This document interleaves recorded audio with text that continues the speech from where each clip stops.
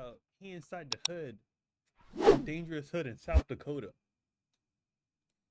Now, so I understand ain't shit happening in South Dakota besides mountains and oil fields, bro. But I guess that would make sense. You have games because ain't nothing about mountains or oil fields. You ain't got nothing better to do. But apparently there's dangerous gangs. Rapid City police are on the lookout for several suspects following 5 shootings in the last week. In the last few years, the Rapid City Police Department has seen an uptick in violent crimes. They just show a roadblock. He basically said, hey, I'm coming back. I'm shooting up this whole show. I had to pick my brother up after he got shot. Going on, no South Dakota. I never planned to be 50 years old ever. I thought I would be passed away way before that, you know. My daughter, you know, supposedly she was accidentally shot by another guy there with a gun. Yeah, I think that's kind of like where it gets scary too when you live in an area where there's literally nothing to do. People are just bored and South violent. Dakota is a very safe place, and that's up for debate. That's what South Dakota looks like. I kind of expected like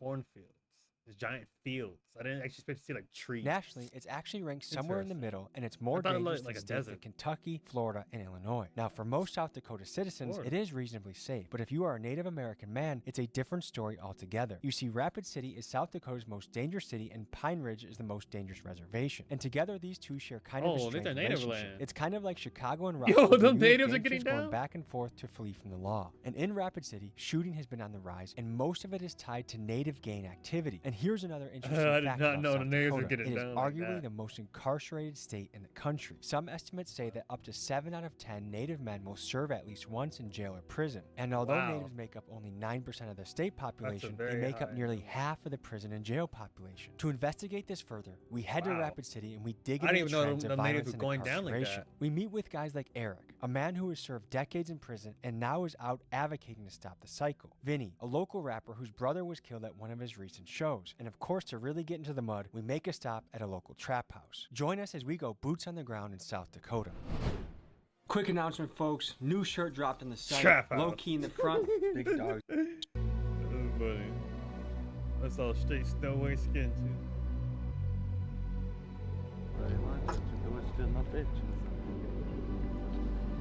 When I see these young men, I see potential in them. I see something that they could become, and I see the gang lifestyle is mostly just taken away from what they could become. What needs to happen for kids that grow up in an area like this to say, I want to be an engineer or a doctor, I want to run my own landscaping business, rather than I want to shoot somebody that's a lot like me that just happens to live in a slightly different part of my neighborhood. I don't know if we'll ever find that answer, but that's part of the discovery that we're on this channel. We're going to dive into the most dangerous city in South Dakota. Where you're not in an area where things like that are more accessible. Because we talk about, I want to be an engineer, I want to be a doctor, I want to be a lawyer. It's South Dakota. Like, what the fuck? Do they even get paid? Like come on. So it's a lot harder to see that. When we're in Miami, you see that everywhere. I mean, you see the doctor with the lamb truck. You can walk outside and see a lamb truck drive by. So you see it. So it's a little bit easier to believe in the dream when the dream is there for you to see it every day. You know what I mean? It gives you that drive a little bit more because you see it. Versus when you're in a place where there's nothing, bro. It's kind of actually works harder to be right. That's where we are right now. We in Dakota Homes right now. This deep north, you know what I'm saying? Deep north side.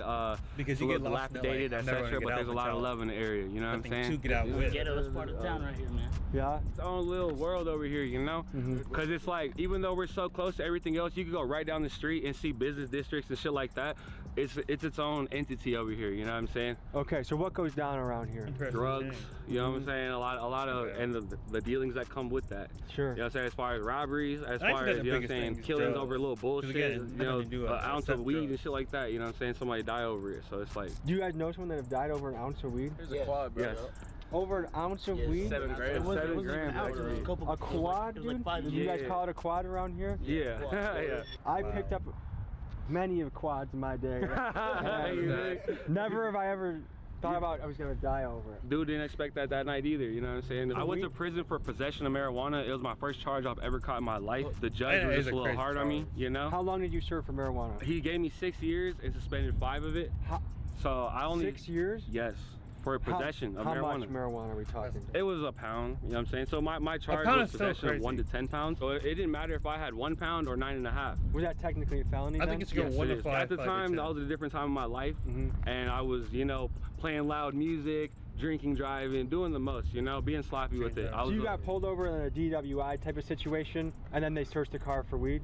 They smelled weed immediately. I just, like I said, Were you chiefing it big time? Yeah, okay. I was smoking when they pulled me over. I try to play it off. I try to give them my blunt piece and be like, this all I have, sir, you know? They weren't going for that though, so. Did that seem absurd that you could be put in a cage for weed? Yes, sir. Dude, it changed the course of my life. Crazy. You know, I had a very practical outlook on life in general. I was a real normal kid. I played sports. I feel like unless you're on some like chop all up with we look at the back, you know, freaking 20 bricks of weed, bro. Obviously, you're not personal. Well, it could be, but bro, 20 blocks of weed. So that way I can kind of get, but like petty shit like that, bro. You know, so it's like that. Can you no longer work for a hospital now? No, I couldn't get a job in Walmart once I got out of prison. You can't even get a job in Walmart? No, I was trying to show my little brother a different way. You know, like the lifestyle that we had got into. It was based off circumstance, and that's my history. You're in the area. You got arrested. You can't get a job. To get away, you need money. How you gonna get away if you don't got a job? Now you're in this, I can't do anything but try and be and do this, stay in this life, because there ain't nothing. I guarantee you. Like I said, the only job you got out there is fucking the Walmart down the road, the McDonald's, the Wendy's. They're not gonna most of them are not gonna hire you. Maybe the Wendy's, maybe the Popeyes in there, but majority of the time, especially if you're fresh out, they're not gonna hire you. So no job's gonna hire you there. You can't leave. There's nothing to get employed. I can see where you kind of get stuck in now. A lot of people know me out here for like sports and stuff. But like, what'd you play? I played football, basketball, I ran track, you know. We head next to I Am Legacy, an organization focused on empowering Native people and helping ex-cons rebuild their lives. Founder Eric Brainswhite invited us to a roundtable discussion led by former inmates to tackle the tough issue of incarceration among Native men. I love it. Probably you can't tell by looking at me or anything, you know, but I used to do the gang thing. And if I was a Hollywood movie director looking for the role of like scary guy in the cell, You'd be like, oh, this is the guy we want. Oh yeah, for sure. Yeah. I left everything I've ever known in my life that I was good at and entered a life where I didn't know anything. I changed. Yeah, I never planned to be 50 years old ever. I thought I would be, that's out of here. You know, pass away way before that, you know. The younger you experience these violent things, it increases the likelihood of you repeating them in this community. That's why we focus on the youth. It's great to see change. Look at that, the art's beautiful. I feel like natives are some of the coolest people, bro. To help these guys, you know, kind of redirect their aggression a little bit. Yeah. Oh, yeah. So you come in here, tire them out a little bit, put them on the weight, healthy choices, healthy options. We also do drug court. This is where we offer AA, NA, things like that in here. And we know about that life. We've been there. That's why we care. And there is a way out. We found it. And that's all we're trying to show these young brothers. If I see your shirt, Healing with Conviction, what does that mean to you? That I'm coming with the truth. You know, I've lived it, been there, done that, and went through a lot of the struggles here. So I'm trying to heal with that conviction, and also with, a lot of me those being young cats incarcerated as well. I was 18 years old.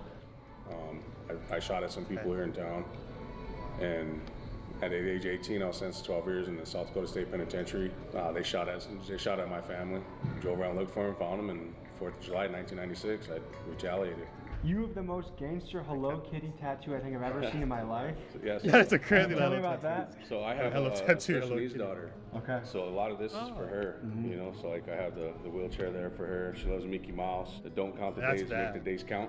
When we found out that she has a rare brain disorder, they told us she wouldn't see her first birthday. So we marked the date when we were told that. And that was in 2011. Yeah, grateful today. She's 13. My first son, I wasn't there. Incarcerated, I missed his birth, and you know, just wasn't in the relationship, you know, there. And we meet my wife, and with Alejandra, our daughter with special needs, I learned to embrace that, you know, I needed to fully protect her For me, quitting drinking is what helped to be able to get up. If she's having seizures, to be able to get up, you know, at a drop of a hat to assist her or assist my wife in her cares. For me, it was the murder of my brother. He was down there at the Teddy Sports Bar and they were shot a kid. Calling me and asking me to come hang out with him at the bar, and I went down there to go see what he was doing. And as I was walking towards him, I heard a gunshot go off, and then my cousins told me it was my brother, my little brother, and it's just, ever since then, after the past 3 years, I've just been getting incarcerated in and out of jail. I'm using my past as a tool to help better these children. Adults can't treat. He can still see that he's going through that pain. He can see it in his eyes. We can save these kids, and by saving these kids, we can save this community. Did about 18 years in prison. That's a long time. Hey, that's he a bodyguard. It was kind of almost like an expectation at some point. You know, hey, you might end up going to prison. You know, from our neighborhood, is drug and alcohol related. Every single felony, every single charge.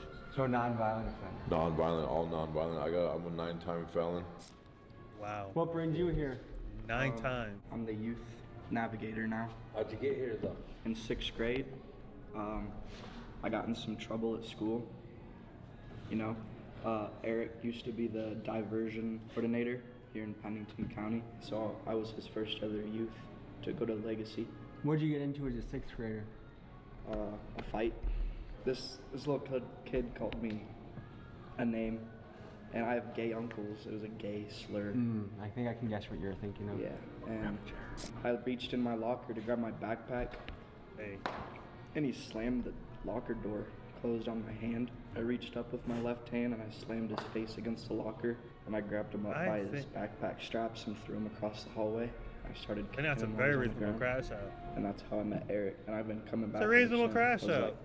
I don't know. I think he kind of deserved it. Now he's 16. I think that's a reasonable crash out. Good to meet you. They would have caught me too. What's happening, bro? Hey, man. What's up, man? How you doing? All right. It's good to see you, man. Hell yeah. Yeah, we Legacy. We're deep up there, the homies. Yeah, you still get We that got shake. everybody from every clique in town. I respect that for sure, because there's a lot of people that, you know what I'm saying, older folks that lead the youth astray. I feel you, bro. And that's what I'm saying. It's like they don't know no better when they're that young. Nah, like, man. we grow up in the shit we see, like, we think it's normal, you feel me? Then you grow up and you have your own mind now, and it's you know like... what? I want you guys to know how important you are to our people, man. Word. We don't need you wasting your lives on dumb shit, man. Word. You know what I mean? Don't get caught up I bet doing you dumb got shit, stories, man. But bro. statistics say... Put your time into that. Absolutely, man. Yes, right there.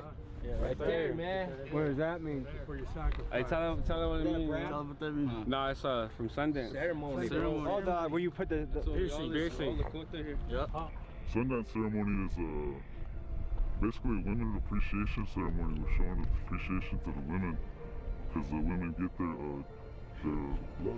blood every month, and that cleans their slate. That's our way of cleaning the slate. Even going into Ilipi. Ilipi stands for a sweat lodge.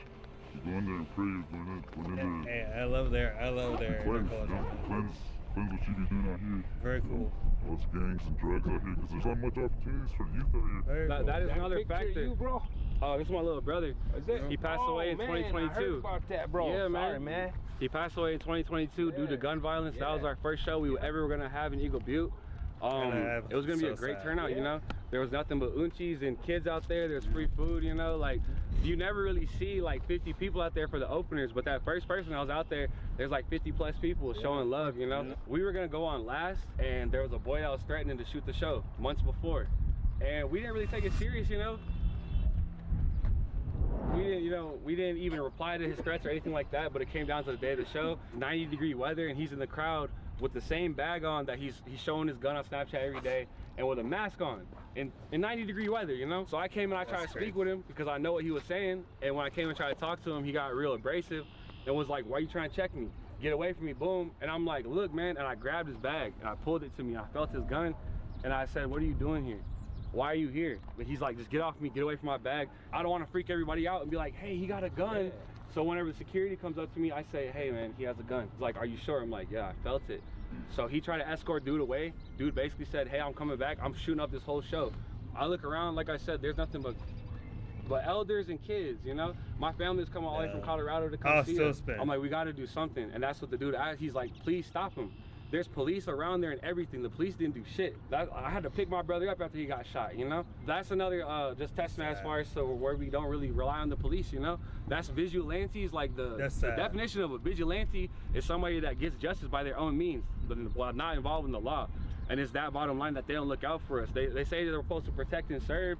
You know what I'm saying? Like I said, when my brother got killed, I had to pick him up. I had to everything, you know what I'm saying? So, yeah. You can come see us, man, because I got some opportunities for you, man. Yeah? Hey, I lost my little brother, too. He got shot and killed down at the Teddy Sports Bar. Oh, word. Hey, bro. Yeah, hey, rest his soul, bro. That's what I'm saying. And that ain't nothing you shit should like be, that you should be related to. Hey, this happened to every generation, though. When I was a youngster, my best homie got shot in the face at my house right up the hill right here, man. Word. In the hood, you know, it changed us forever, man. So police will come through here, etc., but they're not too quick to. It's in a suburban area on the west side or something. Something goes down, they're there like that. Why do you think that is? Because we're disposable. You know what I'm saying? All we get is each other. Is it Rapid City PD or native police that is in this area? Rapid City, there ain't no natives on the RP. There's no natives on the Rapid City Police Force? What percentage of the city is native? At least a quarter. Yeah. You can't be in the position where someone abuses it with their power, and you can't be in the position where you abuse someone with the power that you're given. Because you can be kind, but never try to be submissive. And you can be strong, but you can never be cruel. We have a present for you, Vinny. Big dog's got to eat. Yes, sir. Welcome to my gang. You know what I mean? Yeah, it just looks desolate out there. You see how boring you look out there, bro? But that's another story for the poor kids who always wanted some Jordans. Mamas couldn't afford them. Now they out there on the corner with drama from law enforcement. I can tell you about the horrors of wishing you was aborted. But since this life is a game, you ain't finna see me forfeit. I'm winning till I can't play. But even then I be scoring. There's some shit that's more important than them hoes that's gonna be swarming once they find out you're recorded. Where are them hoes before then, huh? Grief meeting. What's a grief meeting? We're coming up to a grief meeting for moms that have lost sons to the street, I presume. Oh. This is going to be kind of a tough conversation. Nice to meet you. Nice to meet you. How are you doing? Good. So we're covering sort of the streets, the gang life, and also just gun violence at a young age. What have you seen as a mom in Rapid City? I've seen a lot of violence and a lot of killings. Not so much when I was growing up. There was, you know, here and there, nothing like today. You think it's worse now? Oh, definitely. Okay. There wasn't as much guns back when we were growing up at all. You know, everybody has a gun. Violent is a... Are the guns in South Dakota? See what's going on in South Dakota. Legal or illegal guns? You guys Colorado. Illegal. Both. Yeah, well now they've made it easier to get guns, so, you know, both, yeah, I would say. So are there any stories that can illustrate, you know, what you've seen or what you've heard in the area that talk about gun violence and things? Both of my children died from a gun. My son always had a gun. My older son, he always carried a gun. He's not anymore. He's 31 and a dad now. What brought him out of the gang life? His kids. Now, gangs can be really attractive for a young man, right? Why do you think that is? And do you think it actually brings any benefit to their life? I have my oldest son who I kept in every sport available. He didn't have time to do any of that stuff. But as soon as he hit high school, and that attraction was just immediate. You know, he started then missing school and then running and getting in trouble. Whereas with CJ, he was kind of, you know, I moved to Mitchell, moved all my kids there. They gradually came back here. They didn't like it there. So he was around it all the time. And to me, it seems like he kind of just, you know, he still got in his fights and ran around, but, you know, he wasn't kept from it like I did with my older son. And I feel like he kind of, you know, kept himself out of trouble, although, you know, ultimately he died from suicide. And then also my daughter, you know, I probably never know the real true story there, but, you know, supposedly she was accidentally shot by another guy there with a gun. I feel like teenagers, when they want to get into trouble, they find a way to do it. Right. Even if you have strict parents. I know firsthand, I had the strict parents in my friend group, and we still found ways to get into trouble.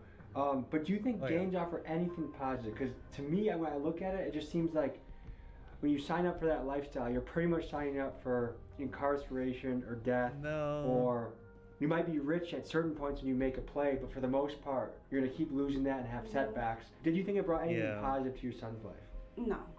No, and he had a good home life. I feel like you know, he had me. He didn't actually have his biological it's a father very in his life complicated much. question. But once I got married, But he had, you know, genuinely, stepdad. no. He did not have a family home life.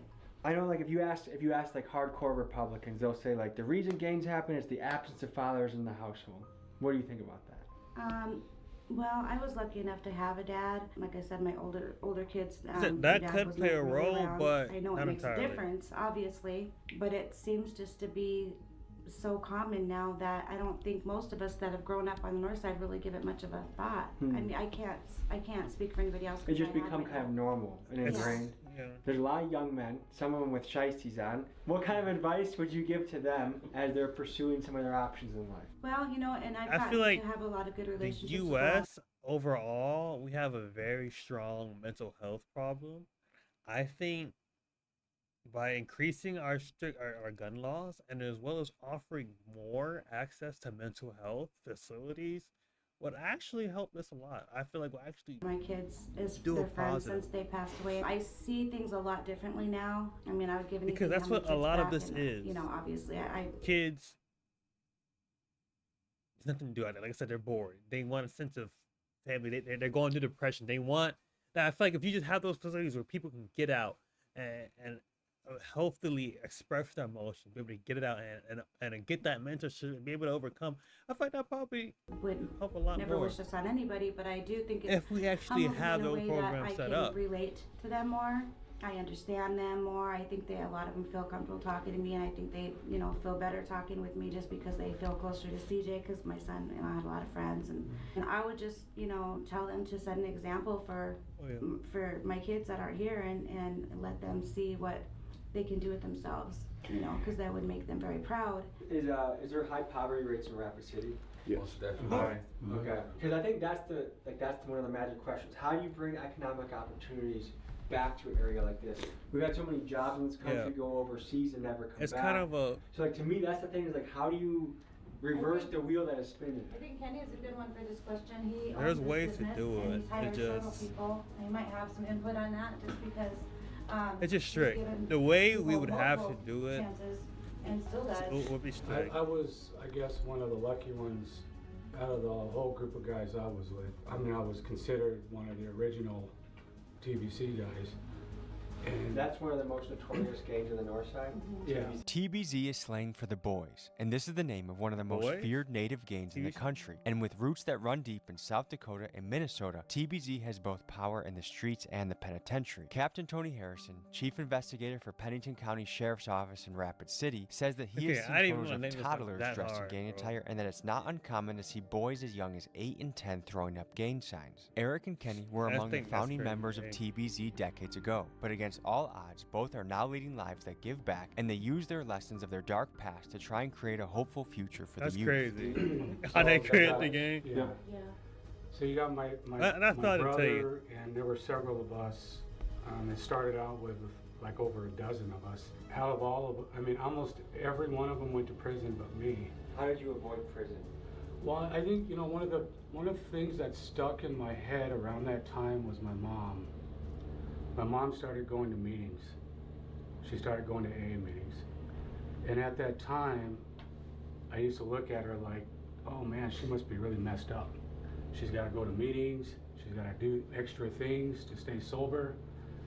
And my whole thing was backwards. That was when I was in my drinking time too. And for me, it was like, that was one of the things I came back to when I did sober up. And it was getting in a relationship at that time that helped me kind of come out of that rut. And then kids, that was the other thing. And that kind of opened my eyes up to my drinking and my drugging. Yeah, that's good to see that. And one thing led to another. And next thing you know, I've been doing this for over 30 years. And that's what keeps me motivated, is my work. And throughout all that whole time, I've stumbled a few times. I went back out there and tried it again. That lasted a short time, but I knew what was better at that time. I guess that's the core of it for me, is getting some kind of a structure in your life to go to. Yeah, that's your go-to. crazy. You're positive. And for me, it's meetings, my business, my relationships. You know, today it's better, but it took me a long time to get to this point. It's amazing how many times it can take doing the same shit over and over to learn the lesson properly. Yeah. Hey, that's crazy. I didn't know it was really getting out like that in South Dakota, bro. I still didn't see nothing too crazy. I ain't gonna look the rat. And I still don't think it's going down like up north in Jacksonville or Tampa. Well, that's what they want to say. All right. But it's still don't look like shit going on over there in South Dakota. But it's excited to hear about the story, though. Shout out South Dakota. I just caught the Mary Jean chain clank, but now she thinks she hearing things. I just counted up 100 bands with all my dogs at the Airbnb. All these niggas tryna beat me, got a new Hellcat, stay clear of me. And I got extended clip for all these fuck niggas.